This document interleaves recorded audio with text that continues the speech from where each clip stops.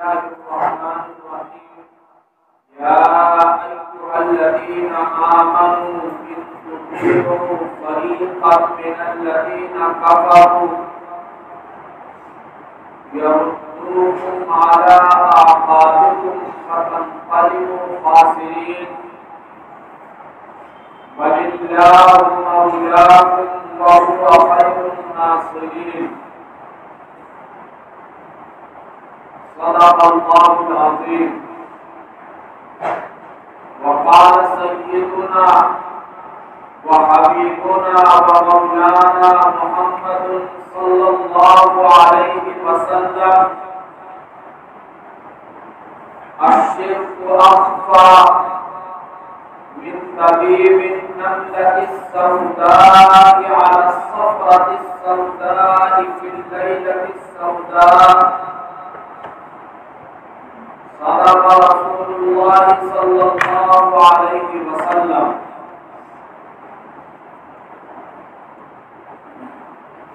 درود اس پر کہ جس کا نام تسکین دل و جان ہے. درود اس پر کہ جس کا نام تسکین دل و جان ہے. درود اس پر کہ جس کے خلق کی تفسیر قرآن ہے. درود اس پر کہ جس کی بزم میں قسمت نہیں سوتی. درود اس پر کہ جس کے ذکر سے سیری نہیں ہوتی. درود اس پر کہ جو ماہر کی امیدوں کا منچا ہے. درود اس پر کہ جس کا دونوں عالم میں سہارا ہے. درود پاک پڑھیں اللہم صلی علی محمد وعلی آلہ واصحابہ وبارک وسلم تسلیما کثیرا کثیرا. انتہائی قابل احترام میرے دینی اور ایمانی بھائیوں، عزیز طلباء، میرے لیے انتہائی سعادت ہے کہ آج آپ کے درمیان تھوڑی دیر گفتگو کا موقع مل رہا ہے. اللہ رب العزت حق اور صحیح بات کہنے اور ہم سب کو اس پر عمل کرنے کی توفیق عطا فرمائے.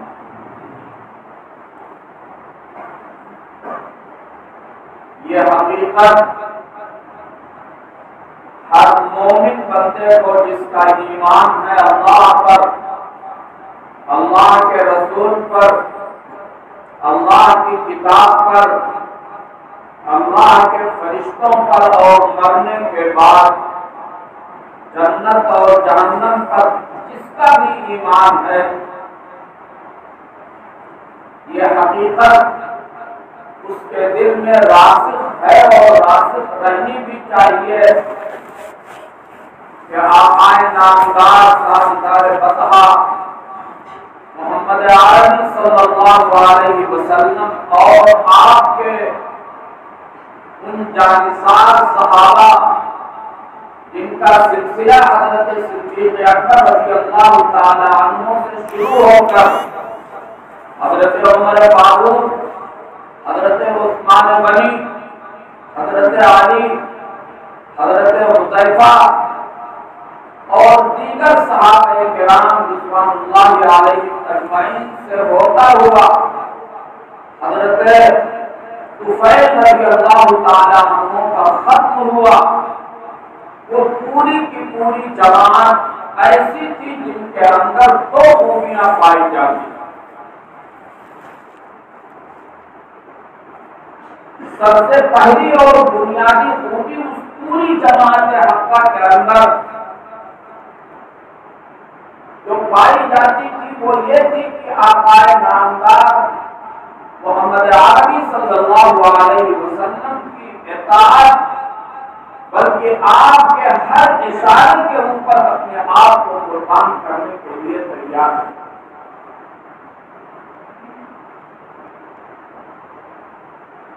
ان کی زندگی ہی اطاعت کا نام ہے۔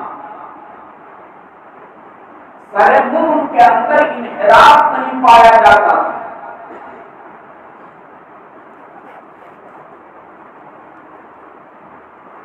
اور دوسری خوبی اس پوری جماعت کے اندر یہ تھی کہ وہ جس زمانے میں بھی تھے، حالات جیسے بھی ہوں، مکی دور کے حالات کچھ اور تھے، مدنی زندگی کی صورتحال کچھ اور رہا کرتی تھی، جنگ کے حالات الگ رہا کرتے تھے،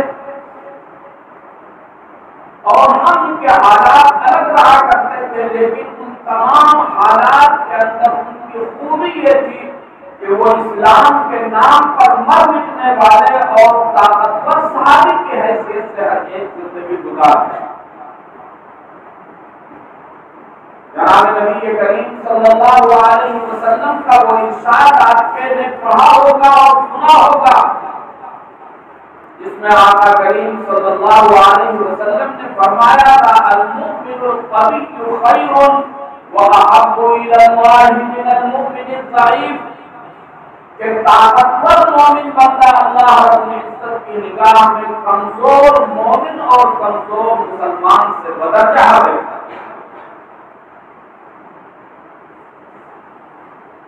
ہمیشہ اس کے اوپر وہ عمل کہا کرتے اور کہنے والوں نے سچ کہا ہے کہ دنیا ہر گناہ کو معاف کر سکتی، دنیا والے ہر جرم کو معاف کر سکتے ہیں، آپ کی چوری کو بھی معاف کر سکتے ہیں، قتل کو بھی معاف کر سکتے ہیں، ڈکیتی کو بھی معاف کر سکتے ہیں، لیکن دنیا ایک جرم کو کبھی معاف نہیں کر سکتی ہے، اور وہ جرم ہے کمزوری اور ضعیفی کا جرم۔ علامہ اقبال نے کہا تھا ہے جرم ضعیفی کی سزا بھر کے مفاجات، کہ اگر طاقتور بن کر کے زندگی نہیں گزارو گے، کمزور بن کر کے زندگی گزارو گے تو ساری مصیبتیں تمہارے ہی سر آئیں گی۔ علماء نے لکھا ہے کہ طاقتور بننے کا صرف یہ مطلب نہیں ہے کہ آدمی زیادہ کھائے اور جسم کے اعتبار سے موٹا ہو جائے، جسم کے اعتبار سے کمزوری یہ بھی ایک کمزوری ہے، علم سے آشنا ہونا اور جاہل بن کر کے زندگی گزارنا جہالت بھی ایک کمزوری ہے، عقل کے اعتبار سے کمزور ہونا یہ بھی ایک کمزوری ہے، رائے کے اعتبار سے کمزور ہونا یہ بھی ایک کمزوری ہے، مشورے کے اعتبار سے کمزور ہونا یہ بھی ایک کمزوری ہے، مال و دولت کے اعتبار سے کمزور ہونا یہ بھی ایک کمزوری ہے۔ جس قوم کے اندر یہ ساری کمزوریاں جمع ہو جائیں، جس مجسے کے اعتبار سے بھی کمزور ہو، عقل اور دماغ کے اعتبار سے بھی کمزور ہو، علم کے اعتبار سے بھی کمزور ہو، رائے کے اعتبار سے بھی کمزور ہو، مشورے کے اعتبار سے بھی کمزور ہو، اور مال و دولت کے اعتبار سے بھی کمزور ہو، جب کئی کمزوریاں جمع ہو جاتی ہیں تو ہے جرم ضعیفی کی سزا مر کے مفاجات، تو پھر وہ قوم کاسے گدائی لے کر کے پھرتی ہے اور ساری مصیبتیں اس کے سر آتی ہیں۔ حضرات صحابہ کرام کی زندگی کے ادوار مختلف رہے، ہر حال میں وہ طاقتور رہے اور باطل کے مقابلے میں سینہ سپر رہے، آپ کے اشاروں کے منتظر رہا کرتے، سر تسلیم خم ہے جو مزاج یاد میں آئے، اگر بخشے سہے قسمت نہ بخشے تو شکایت کا، سر تسلیم خم ہے جو مزاج یاد میں آئے۔ یہ صحابہ کی اطاعت ہر اعتبار سے طاقتور رہا کرتے ہیں۔ عربی زبان کا ایک بڑا مشہور شاعر ہے جو علماء اور طلباء جانتے ہیں، ابو العلا المعرری، بڑا مشہور شاعر، نابینا تھا مگر اعلیٰ درجے کا شاعر، گوشت نہیں کھاتا۔ علامہ اقبال نے اس کے بارے میں لکھا، کہتے ہیں کبھی گوشت نہ کھاتا تھا معرری، کہتے ہیں کبھی گوشت نہ کھاتا تھا معرری، پر پھول پہ کرتا تھا ہمیشہ گزرا ہوتا۔ ایک دوست نے بھونا ہوا تیتر مجھ سے بھیجا، شاید کہ وہ شادی کسی تدبیر سے ہونا۔ ایک دوست نے تیتر کا شکار کیا، اس کو ذبح کیا، اس میں مسالہ لگایا، اس کو بھونا اور اس میں زعفران کی خوشبو جو پھوٹی روٹی اور مصالحوں کی خوشبو جو پھوٹی تو وہ اس کی خدمت میں پیش کیا کہ شاید ابوالعلا المعدی کے مصالحے اور اس کے گوشت کی خوشبو سے اس کے کھانے کی طرف مائل ہو جائے۔ نتیجہ یہی ہوا ابوالعلا المعدی جو گوشت نہیں کھاتا، جب دوست نے بھونا ہوا تیتر اسے بھیجا تو وہ کھانے کی طرف مائل ہو گیا۔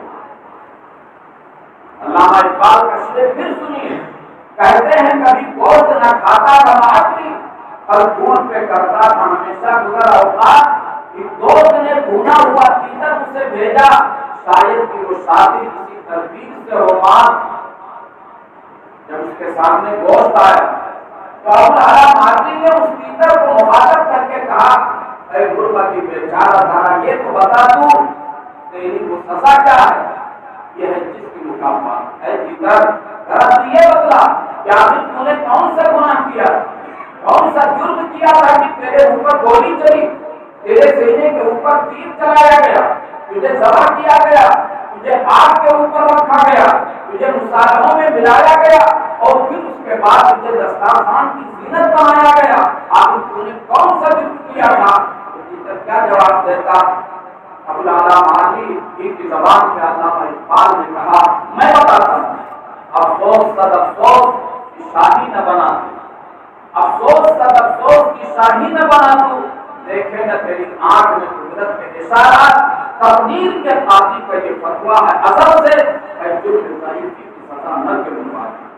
میں تمہیں بتلاتا ہوں، اور علامہ اقبال نے بتلایا کہ بات یہ ہے کہ جو زمین کا قلعہ بنا رہا تو معمولی درختوں کی شاخوں کے اوپر اڑتا رہا، اگر تو شاہین بن کر کے بلندیوں کے اوپر جاتا تو کسی گولی چلانے والی کی گولی تیرے اوپر نہ پہنچتی، اگر تو بلندیوں کے اوپر جاتا تو تیر چلانے والے کا نشانہ نہ تو بنتا۔ اور اللہ رب العزت کا فیصلہ ہے کہ جو کمزور ہو کر کے زندگی گزارتا ہے گولیاں اسی پر برسائی جاتی ہے، تیر کا نشانہ وہی بنتا ہے۔ اگر تو شاہین بن کر کے زندگی گزارتا تو شکاری کا شکار آج نہ بنتا۔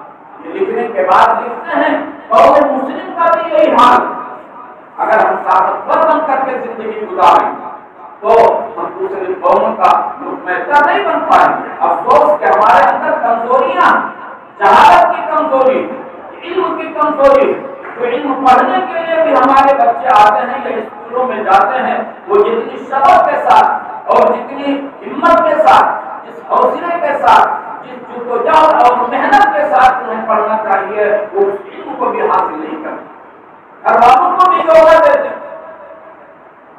یاد رہے دانشمندوں نے بڑی اچھی بات کہی، بہت عمدہ بات کہی، ہر ایک مختصر سا جملہ، لیکن ہماری زندگیوں میں انقلاب لانے کے لیے کافی ہے وہ جملہ۔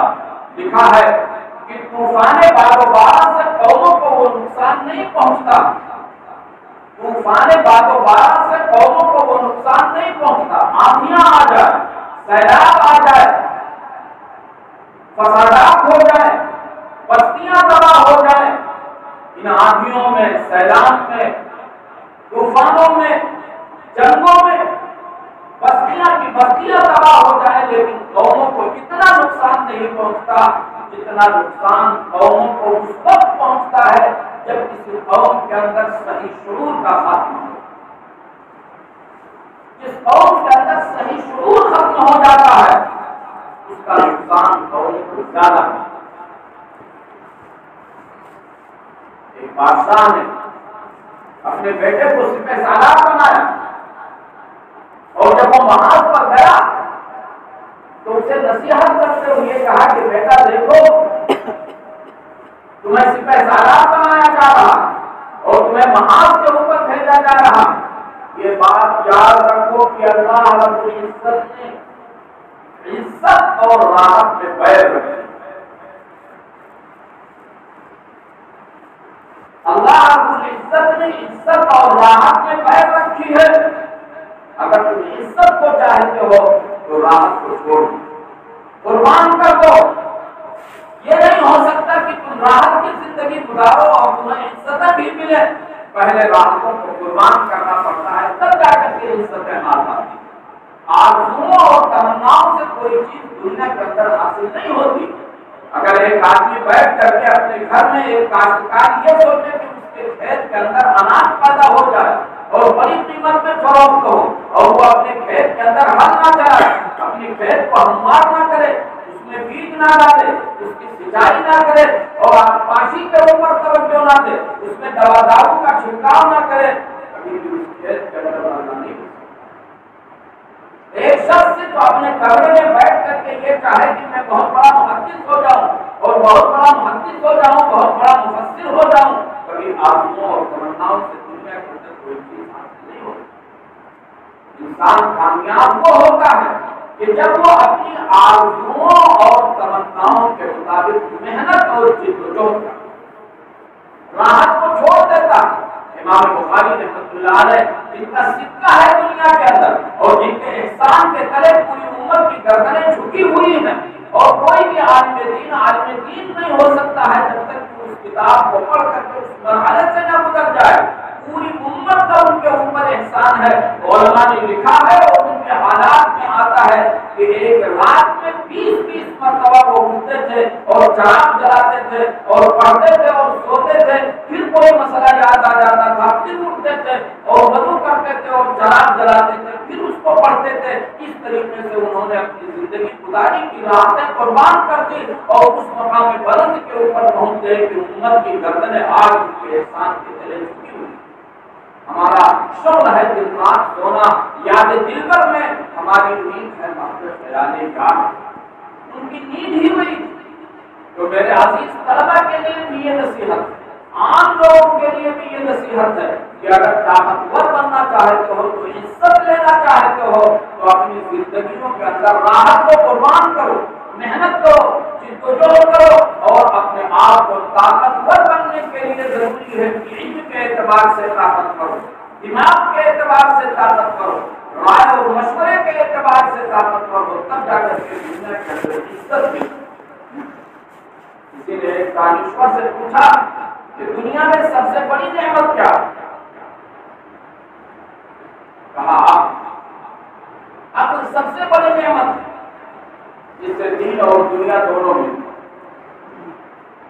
کہا اگر کسی کو یہ میسر نہ ہوا تو فرمایا اس کے پاس سب سے بڑی نعمت علم۔ کہا اگر کسی کو یہ بھی میسر نہ ہو، کہا کہ اس کے پاس سب سے بڑی نعمت دولت۔ کہا اگر کسی کو نہ عقل ہو نہ علم ہو نہ اس کے پاس دولت ہو، آپ نے تو اس پر بجلی کا گر جانا ہے، وہ دھرتی کے لیے بوجھ ہے۔ کسی نے یہ ایک مرد دانا سے پوچھا کہ دنیا میں نعمت ہے سب سے بڑی کیا؟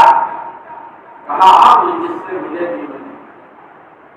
کہا اگر کسی کو نہ ہو یہ میسر، کہا پھر اہم سب سے علم و ہنر ہے۔ کہا اگر کسی کو یہ بھی نہ ہو میسر، کہا پھر اہم سب سے ہے مال و دولت۔ کہا اگر یہ بھی ہو بند اس کے اوپر، کہا پھر تو بجلی کا گرنا ہے بہتر، یہ ننگے خلق تاکہ ذلت سے چھوٹے خلائق سب اس کی فرصت۔ تو دنیا میں آقائے نامدار تاجدار فتح محمد رسول اللہ صلی اللہ علیہ وسلم نے جو تعلیم دی تھی، اس تعلیم کے اعتبار سے ہر مومن بندے کو کسی نہ کسی اعتبار سے طاقتور بن کر کے زندگی گزارنا۔ آقا کریم صلی اللہ علیہ وسلم کی خدمت میں ایک انصاری صحابی آئے اور سوال کرنے لگے۔ بڑا مشہور واقعہ ہے، نبی کریم صلی اللہ علیہ وسلم نے ان کے سوال کو دیکھ کر کے فرمایا ابھی بیت کا شیء، کیا تمہارے گھر میں کوئی چیز ہے؟ تو فرمایا ما فی بیت شیء، میرے گھر میں کوئی چیز نہیں۔ پھر آپ نے پوچھا نہیں کچھ تو ہوگا، تو آپ نے فرمایا کہ اللہ کے رسول کچھ نہیں ہے، نفرش بعضہ ونبسط بعضہ، ایک چادر ہے کہ جس کا نصف حصہ ہم بچھا لیتے ہیں اور اس کا آدھا حصہ اوڑھ لیتے ہیں۔ وقوم، اور ایک پیالہ ہے نشرب فیہ الماء، جس کے اندر پانی پی لیا کرتے ہیں۔ صحابی نے عرض کیا کہ اللہ کے رسول بس یہی دونوں چیز ہے، ایک معمولی سا کمبل ہے جس کے آدھے حصے کو بچھا کر کے آدھے حصے کو اوڑھ لیتے ہیں، اور ایک پیالہ ہے جس میں ہم پانی پی لیا کرتے ہیں۔ آپ نے فرمایا کہ ایمان دونوں کو لے لو۔ صحابی رسول دونوں کو لے آئے مسجد نبوی میں جناب نبی کریم صلی اللہ علیہ وسلم نے حضرات صحابہ کرام کے درمیان اعلان کیا من یشتری هذین، کون شخص ان دونوں چیزوں کو خریدے گا؟ ایک صحابی تیار ہوئے، عرض کیا کہ اللہ کے رسول انا آخذہما بدرہم، کہ اللہ کے رسول میں 1 درہم سے لینے کے لیے تیار، پرانا سا کمبل تھا مگر آپ کے ہاتھ میں آ کر کے وہ بھی قیمتی ہو گئے۔ آپ نے فرمایا من یزید، کون اس سے زیادہ قیمت میں لے گا؟ ایک دوسرے صحابی نے عرض کیا کہ اللہ کے رسول انا آخذہما بدرہمین، میں اسے 2 روپے میں لے لوں گا، 2 درہم میں میں اسے خرید لوں گا۔ جناب نبی کریم صلی اللہ علیہ وسلم کو اپنے ایک ایک امتی کے لیے محسن تھے، خیرخواہ تھے، اور آپ صلی اللہ علیہ وسلم کو رحمت للعالمین بنا کر کے بھیجا گیا تھا۔ آپ نے فرمایا، آپ نے سمجھا کہ یہ 2 روپے اور 2 درہم اس کی بہت مناسب قیمت ہے، آپ نے اس صحابی کے ہاتھ ان دونوں کو بیچ دیا، اور ان صحابی کو جو سوال کرنے کے لیے آئے تھے ان کو آپ نے وہ دونوں درہم دیے اور فرمایا کہ 1 درہم کا تو غلہ لا کر کے اپنے گھر لو، اور اس کے بعد آپ نے فرمایا کہ دوسرا درہم پکڑو اور کلہاڑی لے کر صحابی رسول کلہاڑی لے کر کیا کسی صحابی سے یا انہیں سے آپ نے فرمایا کہ دیکھو اس ببول کے درخت سے لے کر کے لکڑیاں آؤ۔ آقائے نامدار محمد عربی صلی اللہ علیہ وسلم نے اپنے دست مبارک سے اس کلہاڑی کے اندر دستہ نصب کیا، اس نے دستہ لگایا اور فرمایا کہ اذهب واحتطب ولا ارینک 15 یوما، جاؤ لکڑیاں چنو اور لکڑیوں کو فروخت کرو اور دیکھو 15 دن سے پہلے ہی نظر مت آنا، دکھائی مت دینا۔ اس حدیث کی وضاحت کرنے والے محدثین لکھتے ہیں کہ اگر وہ آتے تھے تو چھپ کر کے مسجد نبوی میں نماز پڑھتے تھے اور آپ صلی اللہ علیہ وسلم کو دکھائی نہیں دیتے، اور آگے بڑھ کر کے محدثین لکھتے ہیں کہ اس کا مطلب یہ ہوا کہ حلال کمانے کے لیے اپنے گھر کو چھوڑ دینا اور حلال روزی کی خاطر مسجد نبوی کی نماز کو بھی آپ نے قربان کر دیا، یہاں تک کہ مسجد نبوی میں 1 وقت کی نماز کا ثواب 50,000 نمازوں کے برابر ہے، مگر آپ نے فرمایا کہ 15 دن تک نظر مت آنا۔ صحابی رسول نے اس نصیحت اور اس ہدایت کے اوپر عمل کیا، جنگل سے لکڑیاں کاٹنے لگے، اور پھر اس کے بعد 15 دن کے بعد واپس آئے تو ان کے پاس 10 درہم نیا جوڑا پہن کر کے آئے، چہرے پر مسکراہٹ تھی۔ آپ صلی اللہ علیہ وسلم سے ملے تو آپ نے فرمایا کہ یہ صورتحال بہتر ہے یا وہ صورتحال جس میں تم لوگوں کے سامنے دراز کر رہے تھے؟ اور پھر آپ نے فرمایا کہ جو شخص بغیر کسی وجہ کے لوگوں کے سامنے دراز کرتا ہے، قیامت کے دن اس حال میں آئے گا کہ اس کے چہرے پر گوشت کا نام نشان نہ۔ یہ آپ صلی اللہ علیہ وسلم نے بتایا کہ مال کے اعتبار سے تم مختار ہو، علم کے اعتبار سے محنت کرو، رائے اور مشورے کے اعتبار سے تم آگے بڑھنے کی کوشش کرو، کمزور ہونا کسی بھی اعتبار سے یہ کوئی دینداری نہیں ہے۔ اسی لیے جن لوگوں کے ہاتھ میں طاقت ہے، جن لوگوں کو اللہ رب العزت نے جوانی دی ہے، جو علم کی راہ میں لگے ہوئے ہیں، وہ اپنے آپ کو قربان کر دیں اس علم کو حاصل کرنے کے لیے،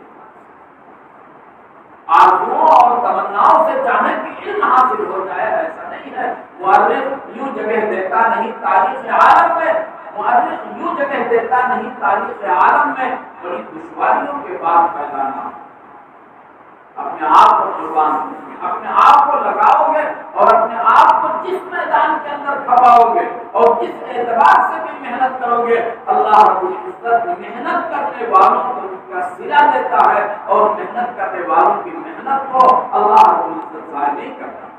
اس لیے میں اپنے عزیز طلباء سے بھی کہہ رہا ہوں جو اس علم کے حصول میں لگے ہوئے ہیں کہ وہ راحت کو چھوڑ دیں۔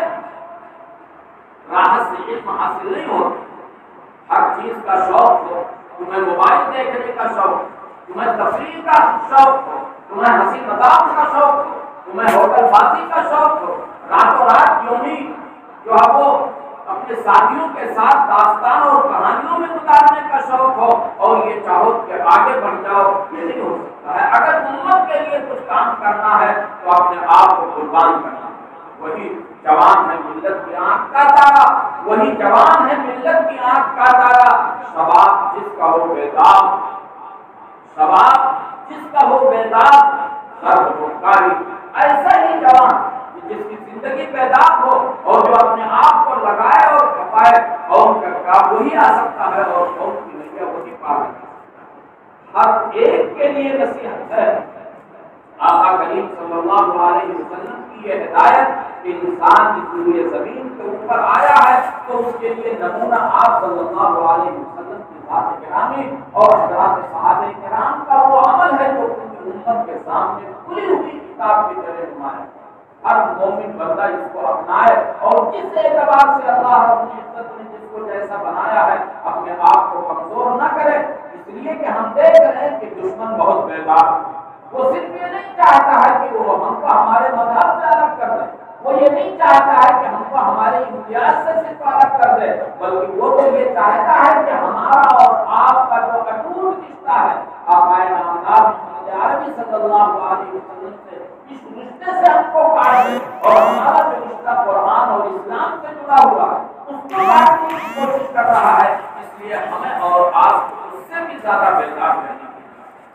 یہ روز و شب، یہ صبح و شام، یہ بستی یہ ویرانہ، یہ روز و شب، یہ صبح و شام، یہ بستی یہ ویرانہ، سبھی بیدار ہیں انسان کا بیدار۔ ہمیں اور آپ کو بیدار، ہمیں اور آپ کو کمزور ہو کر کے زندگی نہیں گزارنی۔ جو جس میدان میں لگا ہوا ہے اپنے آپ کو وہی یہ سمجھے کہ ہم طاقتور ہیں اور صرف یہ سوچ کر کے ماحول کو دیکھ کر کے اور حکومتوں کو دیکھ کر کے ہم ناامیدی کا شکار ہو جائیں، یہ مومن کی شان نہیں ہے۔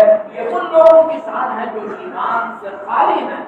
قرآن کریم نے بہت صاف لفظوں میں کہا ہے لا تقنطوا من رحمت اللہ انہ لا ییأس من روح اللہ الا القوم الکافرون، کہ اللہ کی رحمت سے نا امید مت ہو۔ یہ نا امیدی ان لوگوں کے لیے ہے جو ایمان کی دولت سے محروم۔